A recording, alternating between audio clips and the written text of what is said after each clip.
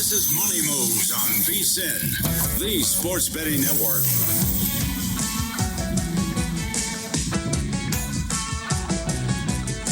Hello and welcome to a Wednesday afternoon right here on VSiN, the Sports Betting Network. It is Money Moves. He is Joe Cirallo. I am Ben Stevens. We got you covered for the next 2 hours on this Wednesday afternoon to set the stage for another awesome night in college basketball. And Joe, just a little bit from now, dropping in just over an hour, it is the quarterfinal round of the Olympic men's hockey tournament with the United States in action in its hunt for a gold medal, taking on a team they probably did not expect to see at the quarterfinal stage in Sweden. A recap of last night in college hoops, a preview of a loaded slate on this Wednesday. Joe's already got some best bets dialed and locked in.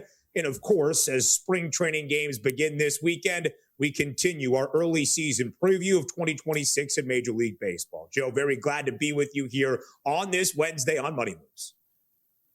Ben, it's great to see you again, man. Excited for puck drop. USA, Sweden, like you just alluded to. This total coming in a little lower than I expected. 5.5. Now, it is juicy. It's sitting there minus 140 to the over. But in my opinion, not an egregious price to lay for two really offensive-minded teams. I mean, look, the U.S. can go out there, put up 4 or 5 like it's nobody's business. And this Sweden team, well, their forwards, that's their strength. And their scoring is their strength. So 5.5, that total, it is catching my eye early on into the program. In group play, we saw Team USA, Joe, favored by multiple goals on that puck line. It is only a goal and a half. It is a tighter number than we expected for a game between the United States and Sweden that we will break down with Jonathan Davis, NHL betting expert here on VSiN, and of course, lending that expertise to Olympic hockey as well. We have a ton of college basketball to get to, and Joe and I both on the West Coast in the greater Los Angeles area starting tomorrow. Another stellar event on the PGA Tour, that being the Genesis Invitational at Riviera Country Club back in Los Angeles after being displaced by the wildfires exactly a year ago. Tournament host Tiger Woods at a press conference yesterday saying, hey, he's not ruling out playing in the 2026 Masters in just about 2 months. We will hear from Neil Parker of Covers a little bit later on to give you some best bets for this week out at Riv. But Joe, of course, this segment brought to you by Upside, sponsored by Upside. Download the free Upside app and earn real cash back every time you fill up. Use promo code SPORTS for 25 cents back per gallon on your first tank. Again, this segment to start off a Wednesday on Money Moves, sponsored by Upside. Use promo code SPORTS for 25 cents back per gallon on your first tank. And as we get rolling here on this Wednesday afternoon, let's get you caught up on everything you need to know. Set the stage for this show. It's time now for the rundown. It's time for the top headlines and topics of the day. This is the rundown. Joe, we are just 25 days away from Selection Sunday for the 2026 men's NCAA tournament. And yesterday, we saw some chaos nationally around this sport. We had 11 games featuring at least one ranked team, and 7 of those top 25 teams go down, including 6 against an unranked opponent. Man, I mean, how about one of the teams that didn't go down, though? Can we put some respect on the name of the Miami, Ohio Redhawks? This team is not only a winning machine, but a covering machine. Otherwise, it was an absolute crazy night. We saw St. Louis, who was a fluky ending away from being undefeated, obviously had 1 loss going into that Rhode Island game. Unbeaten in Atlantic 10 play, though. We saw them go down in Kingston, Rhode Island. Texas Tech, and obviously the concerns surrounding Toppin, their star player, and that injury in Arizona State. Kentucky, not a ranked team, but falling to Georgia on their home court for the first time since 2009. It was a crazy night in college basketball. We'll see if that parity continues, rolls over into tonight. Joe, I laid the 6.5 with the Cats back at home inside Rupp Arena, expecting them after a solid showing in Gainesville against Florida to bounce back after only 1 game as a top 25 team a week ago. Quite the opposite against Mike White and UGA. To Joe's point, the 2 biggest upsets that we saw. St. Louis looking to match a program best 19 consecutive wins, suffers its first loss in conference play on the road against URI, losing outright as a 9.5-point underdog. And Joe, a Texas Tech team that just went into Tucson over the weekend and beat Arizona, winning in OT, trying to ride that momentum, loses against the other conference team in the state of Arizona State last night. The Red Raiders were a road 7.5 point favorite. They lose outright to the Sun Devils, and maybe adding injury to insult, JT Toppin, one of the best players in the country, goes down with an apparent knee injury with just over 5 minutes remaining in regulation. Yeah, Texas Tech, worse come down for them than a college kid leaving a music festival. That was a really rough night in Tempe on all fronts for the Red Raiders. But, you know, look, college hoops, we noticed this. We pointed it out last week. This schedule, very back heavy, very backloaded for after football season. No shortage of exciting games. Forget just Saturday, Sunday, Tuesday, Wednesday. We're getting it all week long. And plenty more ranked teams in action tonight. I can't wait to dive into it.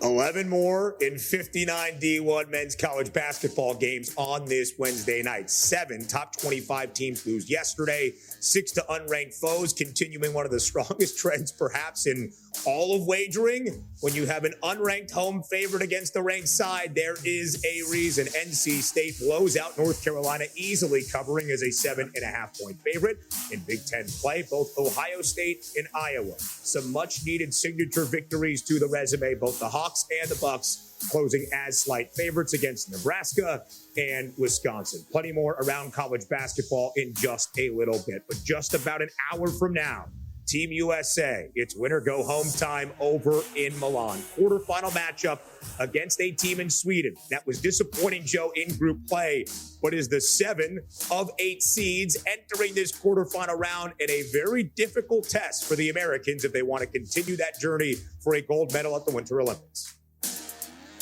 Yeah, this is not a fun 2-7 matchup. This is a Sweden team that I believe was 4th on the board to medal going into this Olympic tournament. And, you know, right behind, obviously, Canada, the U.S., and I believe Finland was projected for bronze here. But this Sweden team projected nonetheless to participate in that bronze medal game. So drawing them in a 2-7, I mean, this reminds me of last year's March Madness tournament, St. John's drawing Arkansas in that round of 32 in a 2-10.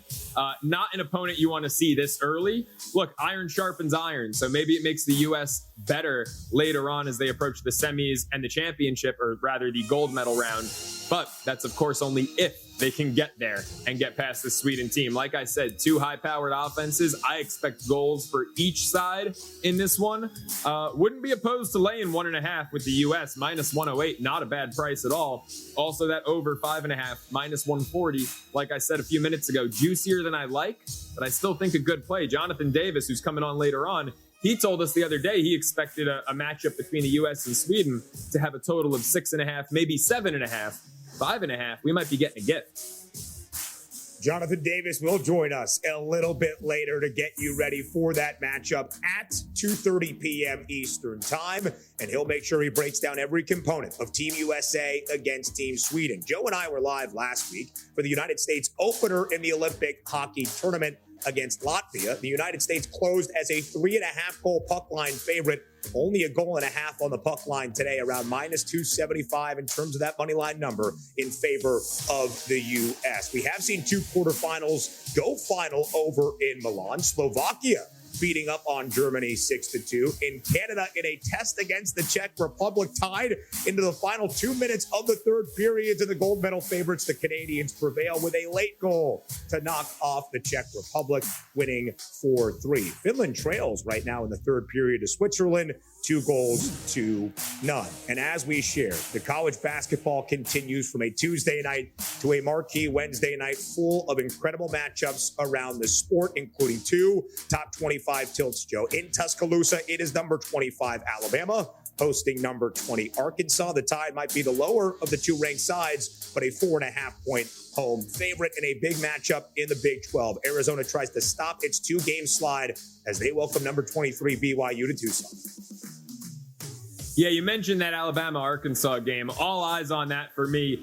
What you said earlier about the unranked home favorites against ranked teams being with good reason, that quote-unquote system also applies to the lower ranked home favorites. 25th ranked Alabama, 20th ranked Arkansas.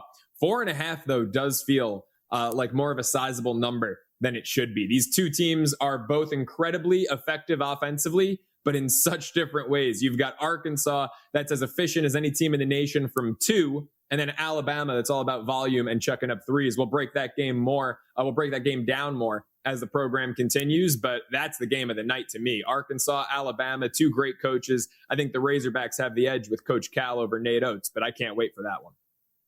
Top 25 tilt in T-Town. Alabama, the fastest team in college basketball. Arkansas can also play at a pretty quick tempo. Joe, I'm not sure if you've seen that over-under. It's 184 and a hook. It currently stands as the 5th highest total in the entirety of this 2025-26 college basketball season. Not necessarily as tight of a number in our other top 25 game of this Wednesday. Arizona, the number 1 team in the country, undefeated until just over a week ago on a Monday night against Kansas, has now dropped 2 straight, but they're a 12.5-point favorite at home tonight to snap that 2-game skid, taking on a BYU team who has also dropped 5 of its last 8 games.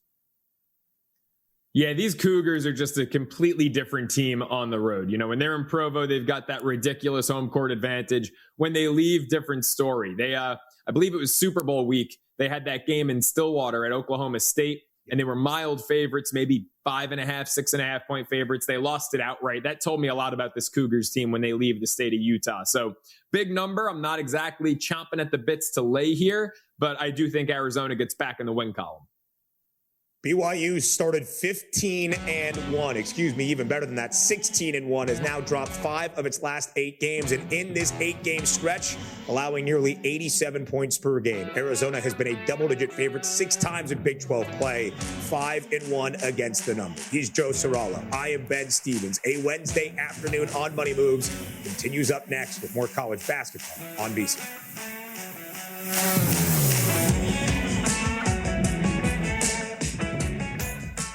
So you're listening to this podcast because you want an edge. But what if I told you you're only halfway there? You've got the mindset. Now it's time to get the toolkit to match. Here's the thing. Pro bettors spend thousands on data and tools. But what they don't want you to know is that you can get the same edge for a fraction of the cost with VSiN Pro. VSiN Pro gives you access to expert picks, public betting data, prop projections, powerful tools, analytics, and more. Just tap the link in the description and see why thousands of bettors are already using VSiN Pro to cash more bets.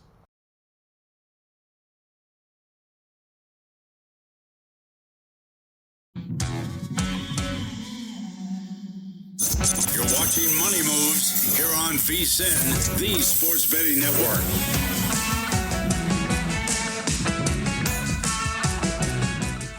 Welcome back to Money Moves on this Wednesday right here on VSiN. He is Joe. I am Ben. It was an awesome Tuesday night of college basketball. We had 11 ranked teams in action. It's an awesome Wednesday night of college basketball as expected as well, with 11 top 25 teams in action, including 2 top 25 tilts, Joe, that we started to preview and break down ever so slightly in our opening segment to set the stage for this afternoon show on the Rundown. Let's dive back into that first of 2 tonight in Tuscaloosa. Number 20 Arkansas visits number 25 Alabama. It's a 4.5-point spread in favor of Nate Oates and his Crimson Tide at home, and it's one of the highest totals we have seen in the sport this year. 184.5. It feels like an NBA All-Star game, but for college hoops. You're not used to seeing totals even north of 165, let alone 175, let alone basically touching 185. But that's what we have tonight between the Razorbacks and the Tide. Yeah, well, it makes sense. If you look at these 2 teams, you know, I mentioned in the opening segment, Arkansas's game is a little more about efficiency and Bama's is volume. That's actually incorrect. Both of these teams shoot in volume. Arkansas is just far more efficient than Alabama. The Crimson Tide, 64 field goal attempts per game. The Razorbacks, 63. Do the math. That's 127 shots we're looking at getting up here tonight. And for Bama, it's more of the 3-point variety. About 51% of their attempts from beyond the arc, and they're good for cashing in about 36 of those. So about 13 for 35 on average from deep are the Crimson Tide. Arkansas is a completely different team. They do all of their damage inside the arc, predominantly in the paint. They're a great slashing team. They attack the rack, and they convert at, I believe, a 98th percentile clip, 60.4% from inside the arc. They are efficient. They are up tempo. They are fast paced. I mean, this is going to be an exciting game. They're also, as I alluded to earlier, really well coached. And the system really well play coached here by John Calipari. Go ahead. Sorry, Joe. Yeah, the system play here, no, you're good, would be the lower ranked home favorite. But to your point, John Calipari right there, right? I mean, you're giving him 4.5 points. It's tough. It is really tough for me not to take those points with Calipari. I don't have an official play on this one yet, but it's Arkansas or pass in my estimation. The Hogs have been a dog 8 times this year, 4-4 against the number, with 3 of those 4 covers an outright win against some really good teams, knocking them off outright. Those outright victories this year against Louisville, Texas Tech, and an SEC play against Tennessee. But Arkansas's last 2 games as an underdog, they have not covered in conference action, allowing at least 90 points in both.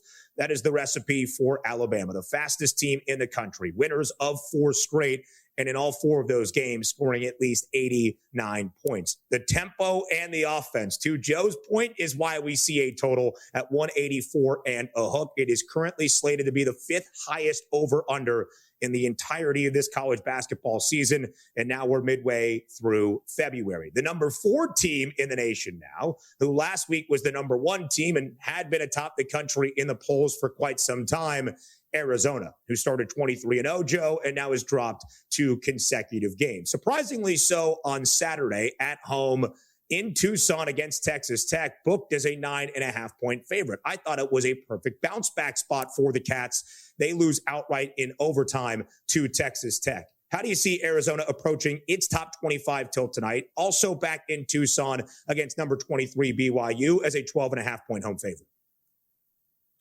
Man, this is a total that actually intrigues me more than the Arkansas-Alabama total, because Arizona, I could see them going for a buck on their own. This is a BYU team, does not play a lot of defense. And on the road, as we mentioned earlier, just a completely different squad than they are with that great home court advantage out in Provo. I mean, we noticed this with a lot of these Utah teams, right? The Utes haven't won a road game all year. Now, they're not obviously as talented as BYU, but these Cougars, just an entirely different team on the road. Arizona in a great bounce back spot. You mentioned the number earlier that they are really good against the spread. What was it? 5-1 as double-digit favorites in conference play at home. So that's obviously reassuring. I don't love this number. Maybe the over, maybe a look at a team total over. I'd have to check exactly what that team total is, which I'll do right now. I'd imagine it's probably somewhere in that 84.5 range or so, just going off a guess. But I think this Arizona team could honestly put up 95, 100 points in this one. 5-1 against the number as a double-digit favorite in conference play. They have not been a double-digit favorite against a fellow ranked team, but BYU, after a 16-1 start to this year, second season in Provo, led by Kevin Young with one of the best freshmen in the sport, and AJ Debonsa. It has not been a great last couple of weeks for the Cougs. They have dropped 5 of their last 8, including 4 of their previous 6. Even were tested at home in OT by Colorado over the weekend. And in this 8-game stretch, BYU has allowed 86.8 points per game, which of course sets the stage for Arizona to take advantage. As we go elsewhere around the country tonight, Joe, and if you found that team total for the Cats, feel free to offer it up at any point. A top 10 team in UConn at home tonight, taking on a struggling Creighton team as a hefty 15.5-point favorite. We discussed this last week on Money Moves. The Huskies have not been great as a hefty favorite in Big East play. Since the calendar flipped to 2026, Dan Hurley's team just 1-8 against the spread as a double-digit favorite against Big East foes. Can Creighton maybe keep this game just a tad more competitive than expected tonight against the Huskies? Yeah, UConn seems to be playing with their food, Ben. And you know, that one cover a couple weeks ago against Xavier, they won that one 92-60 on a Tuesday night. Outside of that, you look at these scores, right? It's a 4-point win against Georgetown in a game they should have won by at least 2 touchdowns. I don't want to get too into the Butler game because that was on the road. I want to keep it when it's in stores, but a 6-point win against Providence, a 12-point win against DePaul, who has sneakily been a really good against the spread team in Big East play this year. So UConn, not exactly the same team while they're dominant, while they're top 5 in the nation on the AP poll, not like the team that went back to back. That wasn't just winning, but was covering on what seemed to be a nightly basis. They're playing with their food a little bit. The results are still there. I just, I could see them going up 20 and then pulling guys and winning this game by 11, 12, 13. Like that Georgetown game, they had a bigger lead early against the Hoyas, and then they let Georgetown come storming back. So, laying a number like 15.5 with UConn, maybe they prove me wrong and they win by 32 like they did against Xavier 2 weeks ago. But that's the only time they've done it since the calendar flipped, like you pointed out. So I'm not going to lay it with the Huskies. Over in 7 straight for Dan Hurley's Huskies. That total tonight, 143.5. Not your typical Jays team as well under Greg McDermott. 13-13 straight up this year. Creighton in danger perhaps of finishing sub 500 in a season for the first time in more than a decade since 2014-15. And CU has been an awful covered team. They have not covered in 10 consecutive Big East games. Joe, a huge Big East battle exactly 1 week from tonight in Hartford when number 5 Connecticut will get ready to welcome in St. John's. The only Big East loss for the Huskies, of course, in that thriller on a Friday night inside the world's most famous arena against the Red Storm. The Johnnies have won 11 straight. They're an 8.5-point road favorite tonight in Milwaukee against a struggling Marquette team. Yeah, another number feels a little trappy. I'm not looking to lay it. Obviously, you look at the records, and Marquette has had an abysmal season, but the Golden Eagles have been a more respectable team as of late after their dreadful start. So, laying 8.5, I saw some 9.5s out there too. It's come down a tick on the road. Doesn't excite me. Potential look-ahead spot, as you mentioned, with St. John's UConn Part 2 coming up. There should probably be, hopefully will be a Part 3 to that rivalry coming in about 3 weeks or so back at MSG. But, this Marquette team has been frisky. I don't think they pull it off, but we've seen St. John's, kind of like UConn, playing with their food a bit, right? Xavier took them to overtime. The Providence game was much tighter than that 10-point final score would indicate. So St. John's seems to rise to the occasion, but also they can tend to play down a little bit to their competition. That's, again, not a number I'm looking to lay. If anything, I lean more towards the sides of Creighton and Marquette in these two Big East Conference matchups. A lot of the betting handle on Circa backing Marquette tonight to maybe keep this game just a tad bit closer. I think we see some pace. We'll talk about that total just a little bit later on. We are trying to get you set for a college basketball slate on a Wednesday. We always want to get you set so you can stop paying full price for gas. When you download the free Upside app right now and earn real cash back every single time you fill up. It's quick, it's easy, and it actually adds up. Drivers are earning $200 to $300 a year just buying the gas they already needed. Use promo code SPORTS for 25 cents back per gallon on your first tank and cash out anytime to your bank account or e-gift cards like Amazon. Download the free Upside app now and use promo code SPORTS for a limited time 25-cent per gallon bonus. Offers vary by user and location. See Upside for details. He's Joe Serralo. I'm Ben Stevens. And on the other side of this break, VSiN's hockey betting analyst, the expert, Jonathan Davis, will join us to preview the United States and Sweden in a quarterfinal matchup in Milan at the 2026 Winter Olympic Games. Do not go anywhere. JD gets you set for Team USA, Team Sweden, up next.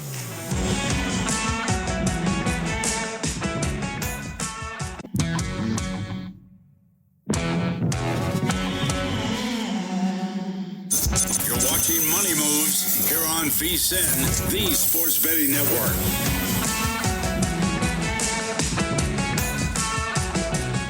It is quarterfinal Wednesday at the Men's Olympic Hockey Tournament in Milan, and it's a Wednesday afternoon right here on Money Moves on VSiN, the Sports Betting Network. He is Joe Serralo. I am Ben Stevens. But when it comes to winner-go-home hockey at the Olympic Games, we go to the experts. So joining us right here on Money Moves on the Progressive Guest Line, it is VSiN's hockey betting analyst, Jonathan Davis, to get us set for the United States and Sweden in just a little bit in that quarterfinal matchup.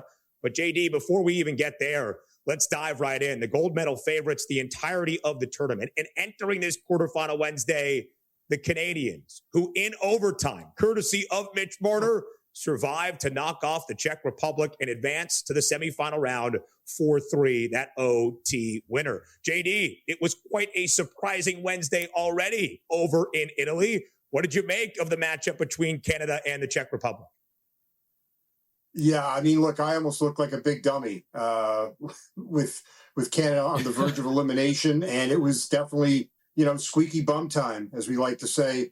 And I think we just got a tie game here with Finland and Sweden in the late stages. Yeah. It was phenomenal. I mean, it was unbelievable, a phenomenal game, and it was interesting because Martin Necas of the Czech Republic said before, yesterday on the off day, had talked about how they didn't try to win the first time against Canada because they knew they couldn't beat them twice, and he was almost very profound. But Canada found a way to rally, and interestingly, like if I would not have had on my bingo card that three of the biggest impact players for Canada were Nick Suzuki of the Montreal Canadiens, Mitch Marner of the Vegas Golden Knights, and Jordan Binnington, who, as Elliot Friedman from Hockey Night in Canada and Sportsnet said, goes from Clark Kent with the St. Louis Blues to Superman when he plays for Team Canada. JD, you mentioned this Finland-Switzerland game. It was 2-0. The Swiss led it in the third period here. Now Finland ties it up at 2. We've got about 75 seconds left in regulation. I mean, as soon as they tied it, they were minus 130 on the money line. Now they're minus $2. Is there a live angle you can take in this one? Wow. I mean, maybe you want to just try to parlay Finland. If you like Finland, parlay them with whoever you like to win in the U.S. Sweden game. I mean, that may be the way to go. Or if you want, look for someone on either team, to score the game-winning goal in overtime.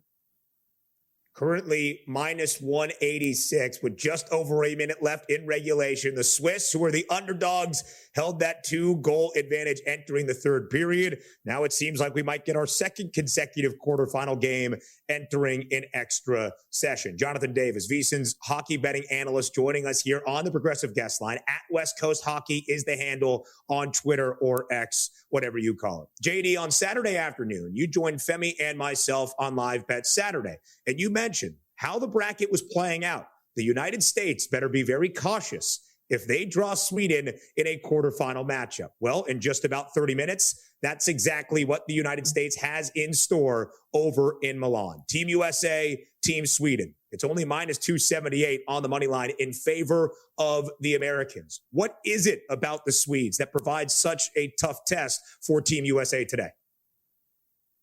Well, they've just got, about 7 or 8 weapons offensively that can just, all score. You've got Lucas Raymond from Detroit. You got Mika Zibanejad from the Rangers. You've got Adrian Kempe from LA, William Nylander of Toronto.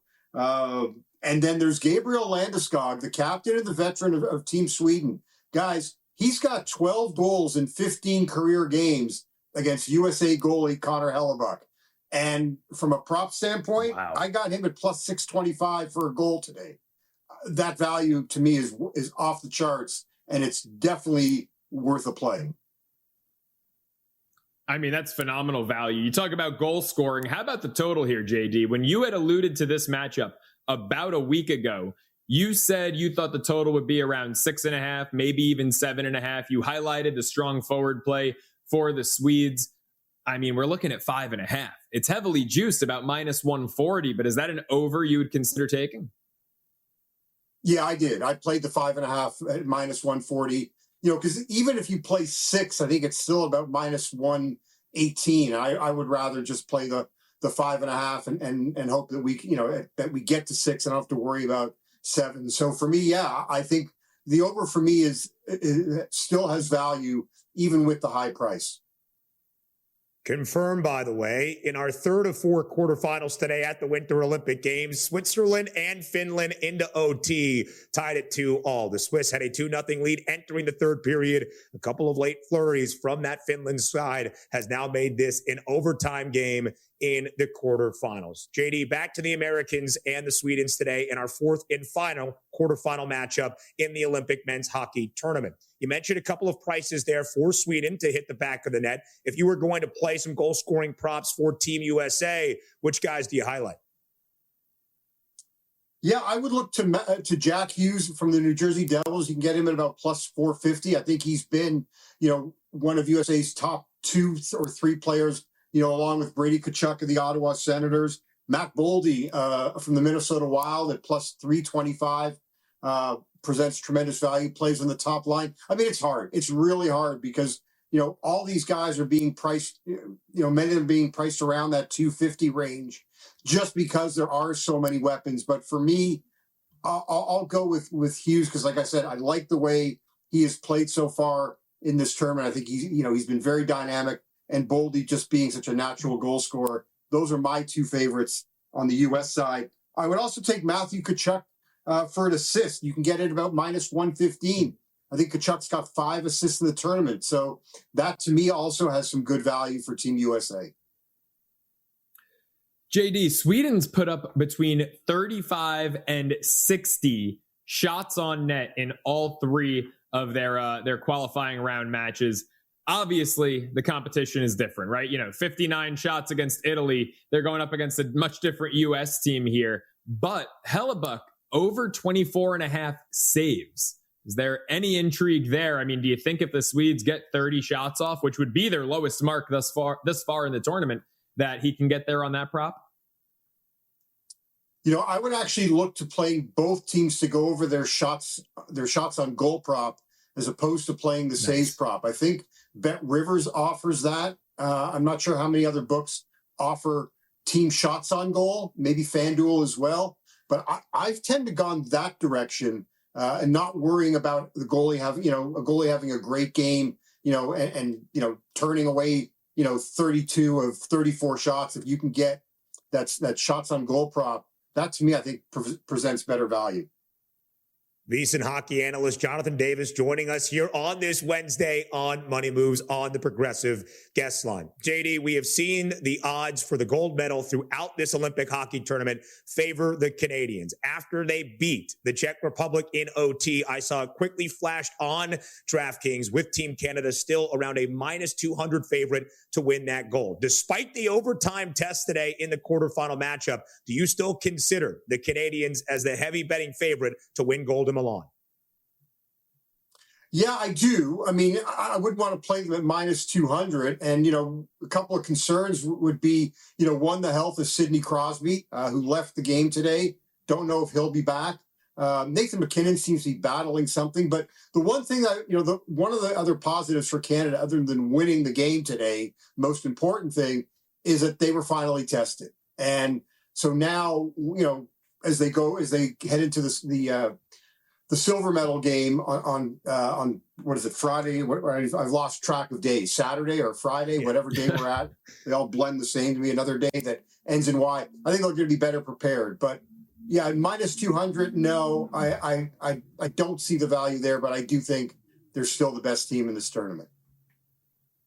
So JD, really quickly then, while we're talking prices here, let's end on this note. Canada a few days ago was minus 135 to win gold. It was minus 185 before it went off the board. They obviously struggled today. If the U.S., contrary to what maybe we believe, has a really convincing, maybe blowout win against Sweden, where do you foresee that Canada price coming down to, and what would be a good buy point for you? I would see that if it's, I could see Canada being like a minus 150 favorite against the U.S., maybe okay. 140. And, I think, either one of those numbers for me would work for Canada, but it would also work for the U.S. Like, I get it. Like, I'm pro Canada. So, but at the same time, and the Finns just won in overtime. Wow, what a comeback. So for me, look, if you can get Canada 150 or lower, I would still take it. Jonathan Davis joining us here on this Wednesday on Money Moves. And as he just said, Team Finland storming back from a 2-goal deficit in the third to force overtime against the Swiss, and they win in OT. JD, thank you as always for your time. We appreciate you getting us set for the United States and Sweden, our fourth and final quarterfinal matchup in just a little bit in Milan. Plenty more on Money Moves following this commercial break here on VSiN.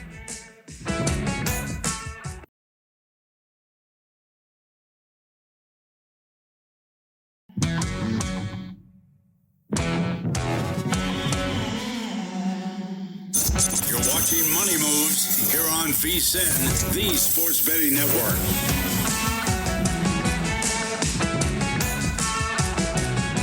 Closing out our opening hour on this Wednesday on Money Moves, he is Joe Serralo. I am Ben Stevens. Still plenty more to get you set for, including a monumental college basketball slate on this Wednesday. Neil Parker of Covers will set the stage for the Genesis Invitational starting tomorrow in Los Angeles as well in our second hour. But to end out this opening hour, as Jonathan Davis basically broke some news to us, Joe, in that last segment, Team Finland storms all the way back. They were trailing 2-0 entering the third and final period of their quarterfinal game against the Swiss. They force OT, and in OT, Finland survives, winning 3-2. That's back-to-back OT thrillers on this quarterfinal Wednesday in Milan. Canada surviving against the Czech Republic. Also hitting an equalizing goal in that third period and winning it in OT, courtesy of Vegas's Mitch Marner. Finland does the same. Joe, I think it sets the stage for some more drama and theatrics in our fourth and final quarterfinal of the day. That being Team USA versus Team Sweden. Puck drop in just about 25, 30 minutes. Yeah, I can't wait for this matchup. And how about the impact that Finland's comeback win just had on the futures market? Canada was minus 185 to win gold back when Switzerland was up 2-0 over the Finns. Now that Finland has completed the comeback, the market, which was off the board for a few minutes there during overtime, back up, and the Canadians minus 155 to win gold. I think if the U.S. wins, forget about winning in convincing fashion. If they just win, Canada is going to be even shorter here. And if the U.S. wins in convincing fashion, you know, JD was saying you can maybe get Canada between minus 140, minus 150. Finland had that effect. If the U.S. wins by multiple goals here, maybe we get the Canadians back down to a minus 125, minus 130, which, frankly, I mean, that could be a really good buy low spot after their scare against Czechia earlier. I still think they are clear and away the best team in this field. Team USA, a 1.5 favorite on the puck line. Updated money line price against the Swedes is minus 285 total at 5.5 goals. That is the over-under with some pretty hefty juice on the over at minus 142. That game starts in just about 25 minutes, of course, in our second hour here on a Wednesday on Money Moves.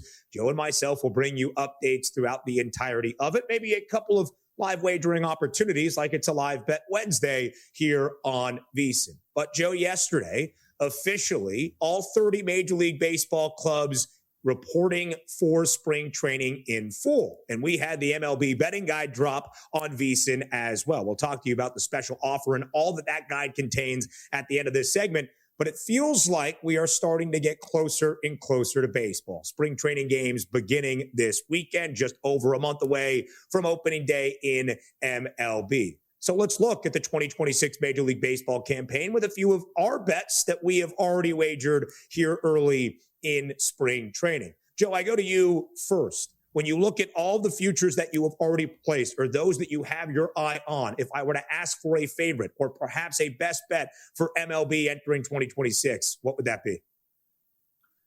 You know, it's becoming a popular pick, but the Detroit Tigers to win the American League Central just does kind of feel too good to be true. The fact that it's still plus 120, I mean, I feel like it would be more believable if you told me this was minus 120 for the Tigers to win that division. It is a weak division. Now, don't get me wrong. The Cleveland Guardians, because it's what they do, they're going to find a way to be frisky, right? So at the same time, I like them over that win total of 79.5, but I don't think we're going to see that late surge like we saw August and September of last season. The Tigers' two-headed beast atop that rotation alone is enough to inflict the utmost fear in these less than stellar lineups they've got that they'll be going up against, like Kansas City, Cleveland, Minnesota, and the White Sox. I mean, Framber Valdez as your number 2 to Tarek Skubal, it's such a formidable duo. I love the pitching rotation, the pitching staff as a whole. The lineup leaves something to be desired, but in the same breath, you can also argue it's maybe the best lineup in that division. So their win total's modest. It's 85.5. I don't think they're a 95 win team. I don't think they're going to win the pennant, but in that division, plus 120, sign me up. Yeah, Joe, it seems like a really good bet. And there has been some conversation around Detroit this offseason, of course, focusing on the two-time reigning American League Cy Young winner in Tarik Skubal with arbitration and his contract future in the Motor City, what it might mean for Major League Baseball if Skubal is the latest to go join a big market club.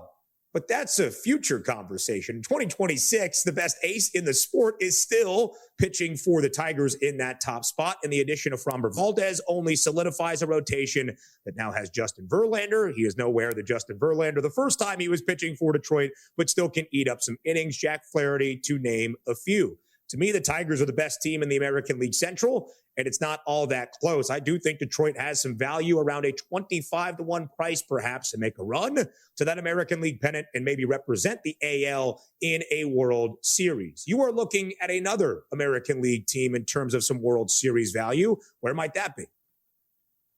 Yeah, and one last point on Detroit quickly here. Stephen Vogt may have the recent hardware for Manager of the Year. AJ Hinch is as good a manager as there is in Major League Baseball. And I understand, he's disliked because of the cheating scandal with the Houston Astros and whatnot. Any team that is led by AJ Hinch is going to be a contender. So that's another factor I feel like doesn't really get spoken of enough. Now, you want to talk a team that I really think will contend to not just win a pennant, but maybe even challenge the Dodgers to win a World Series? How about the Seattle Mariners? 14-1 to win it all. Because once you get me to October, I want to know what your pitching is like. And there is maybe no better rotation than that of the Seattle Mariners. You've got the emergence of Brian Wu into their ace, catapulting, it seems, guys like George Kirby and Logan Gilbert, who have previously held ace status. Luis Castillo, I'm admittedly not that high on, but if he's your number 4 coming into the year, that's a damn good rotation. Obviously, they lost the home runs from Suarez, but let's call it what it is. He had some postseason heroics. He was really bad, though, after the trade deadline once Seattle acquired Eugenio Suarez in the regular season, at least. So you still have Raleigh, you still have J-Rod. Keeping Naylor was more of a priority than keeping Suarez. The Brendan Donovan addition is, I think, a really sneaky great one. J.P. Crawford, after they made those trades last year at the deadline, his numbers went up by having more protection in that lineup. You still have the explosivity of a Rosarina. I mean, this is the best team, in my estimation, in the American League. We talk about the AL East and how convoluted that is up top. 4 teams could win that division. It's all about the Mariners at the end of the day for me. And we had yesterday on the show, Adam Burke, VSiN managing editor, who said one of his boldest takes for 2026 is the Astros not only going under their win total, you saw there in the mid-80s, but maybe even finishing the season with a losing record for the first time in more than a decade in H-Town. Speaking of those win totals, and speaking of the man known as Donnie for a very long time in St. Louis, Joe, I have always liked to kind of stay around the mid 70s, maybe upper 70s, maybe low 70s in terms of looking at a few win totals the past few MLB off seasons that have been largely profitable. Last year, I was on the over for the Reds of 79 and a hook. I was on the under of the St. Louis Cardinals at 75 and a half. And despite 51 wins at the All-Star break, St. Louis only finished with 78. You mentioned Brendan Donovan, a longtime Redbird, traded away from the Lou this offseason. I'm going to fade St. Louis once again, under 69 and a half. Matthew Liberatore is their opening day starter. The rotation outside of that, very much in a rebuild, as is the Cardinals organization in full. 69 and a half, I lean toward the under. They traded away Brendan Donovan, Nolan Arenado, Sonny Gray, Wilson Contreras this offseason. They are really trying to figure things out for this proud St. Louis franchise. And if I'm going under 69 and a half, Joe, I'm also going to look at St. Louis at 25-1 to potentially have the worst record in Major League Baseball with a small sprinkle. So that's one of my unders this year. I saw it open in the low 70s, 72 in a hook. Now it's 69 and a half. I still would lean to the under for St. Louis. I'm just making sure, Ben, you do know that the Colorado Rockies have not been yet relegated down to AAA, right? That they're still a Major League team. I do. Okay, I'm just making sure. The Colorado Rockies are going to finish with the worst record in Major League Baseball, but at a 25-1 number. Maybe just a small sprinkle on St. Louis to have baseball's worst record. We'll talk about a few win totals that we continue to like in our second hour as we continue breaking down MLB entering 2026. And if you want all the greatest breakdowns that you will find, the MLB betting guide is now live on VSiN. Baseball season is here, and if you're betting Major League Baseball, don't step up to the plate unprepared. The new VSiN MLB betting guide is out now. Your playbook for the entire season. Inside, you will find in-depth previews for all 30 clubs, a deep dive into whether money really buys championships, cough, cough, the LA Dodgers, the two-time reigning World Series champs, MVP, Cy Young Award analysis, complete stats glossary, key terms to know, expert betting insight from the VSiN Pro team, plus player perspectives from former MLB pitcher and VSiN host Jensen Lewis. Download the guide right now for just $19.99 or become a VSiN Pro subscriber and get the guide included along with daily best bets, real-time betting splits, all of that and more on the VSiN Watch app. Visit vsin.com/guide. That's VSIN.com/guide. Neil Parker of Covers joins us when our second hour on this Wednesday on Money Moves continues on the other side of the break.